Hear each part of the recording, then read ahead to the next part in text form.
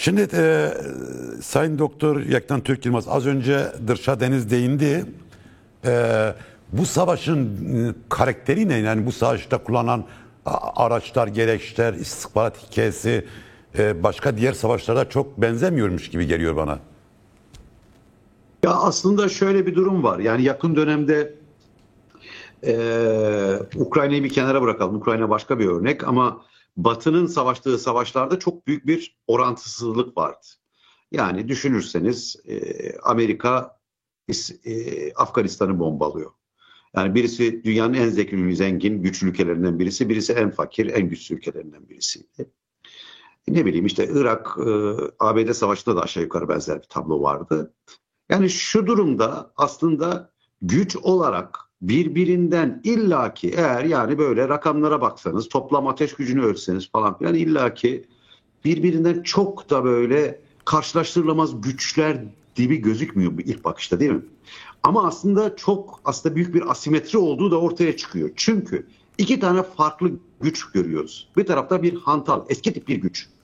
Esas itibariyle hacme dayanan bir güç. Yani Rusya da böyleydi. Yani Rusya da böyle, halen böyle. Yani büyük ölçüde neyi nasıl ölçüyorsunuz? Kaç tane füzesi var? Yani attığı füzeye göre ölçüyorsunuz.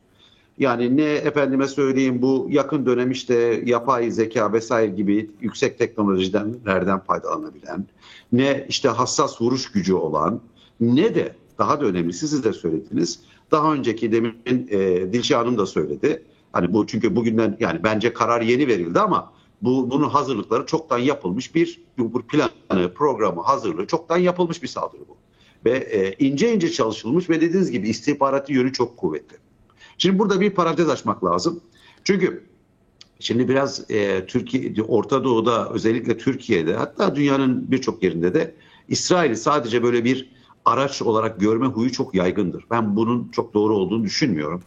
Ve İsrail'in sadece sanki Amerika'nın desteğiyle bir güçmüş gibi bir şey de var. Bu da çok doğru değil. Yani her şeyden öte mesela özellikle bu casus diyelim ki yazılımları veyahut da bu konudaki teknolojileri yani burada dünya çapında bir şeydir söyleyin siz öncü ülkedir İsrail ve ilk başta bunu görüyoruz. Yani dediğiniz gibi istihbarat. İkinci bir sorunu daha görüyorsunuz. Bence bu Peki, bütün bir şey sorabilir miyim bu konuyla ilgili? Yani bir şey sorabilir miyim? Yani senin bu konuda görüşler. Şimdi Mossad bu kadar örgütlenmişse İran içerisinde hani savaşın başladığı saatte 20'ye yakın Genelkurmay Başkanı, Devrim Muhafızları Komutanı, İstihbarat Başkanı'nı ortadan kaldıracak kadar güçlü bir istihbarat ağı kurmuşsa o zaman 7 Ekim'den haberdar olmamış olması mümkün müdür acaba ya?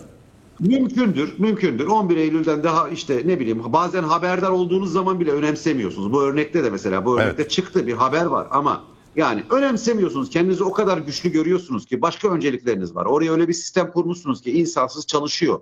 İşte o ben bahsettiğim Gazze sınırından bahsediyorum. Yani ihtimal bile vermiyorsunuz. Karşı tarafı sürekli küçümsüyorsunuz. Onların bir şey yapamayacağını varsayıyorsunuz ve o örnekte hatırlayacaksınız Netanyahu aklını yerleşimcilere takmıştı. Yani Batı Şeria'yı açıkçası yutmanın derdindeydi ve dolayısıyla böyle bir güvenlik açığı oluştu. Şimdi bu örnekte birincisi dediğim gibi yani birincisi teknolojik olarak çok önemli. İkincisi ibretlik bir durum. Bütün otoriter rejimlere, bütün halkını memnun edemeyen rejimlere ibretlik bir durum.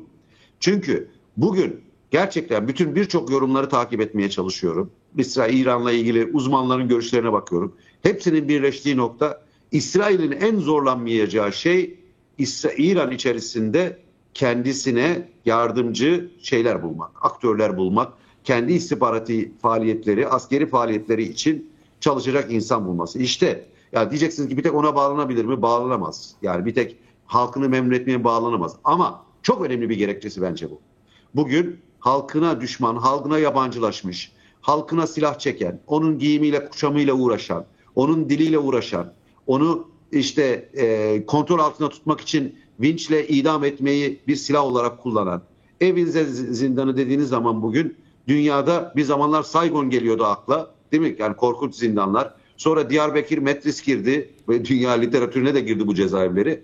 Ve şu anda Evin zindanı dediğiniz zaman, Evin cezaevi dediğimiz zaman aklımıza gelen İran'ın muhaliflerini tırnak içerisinde cezalandırma kısmı. Bir de son bir şey eklemek isterim. Evet. Tabii İsrail bir tek bu saldırıyla yani yenmek ötesine gidiyor. Yani bence burada tabii yani küçük düşürmek, tahkir etmek yani ve demoralize etmek, yani ezmek açıkçası. Yani bunu çünkü rejim değiştirme şeyinin de zaten bence çok önemli bir bileşeni bu. Yani bir tek askeri olarak onu yıpratmak değil, siyaseten, moralmen ve kamuoyu nezdinde de küçük düşürmek, onu zafiyetli gösterme çabası. Yani bence bir tek yapabilir olmalarından değil, bunu yapmak için de özel bir çaba harcıyorlar. Böyle bir amaçla diye. Evet. Şimdi son bir başlıkla onu da konuşalım.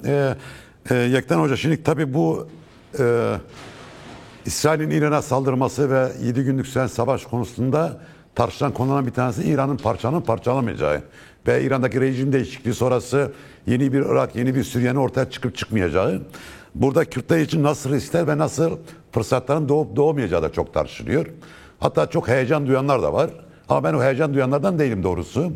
Risk faktörünün de çok ciddi olduğunu düşünenlerdenim. Sen nasıl bakıyorsun bu Kürtler için?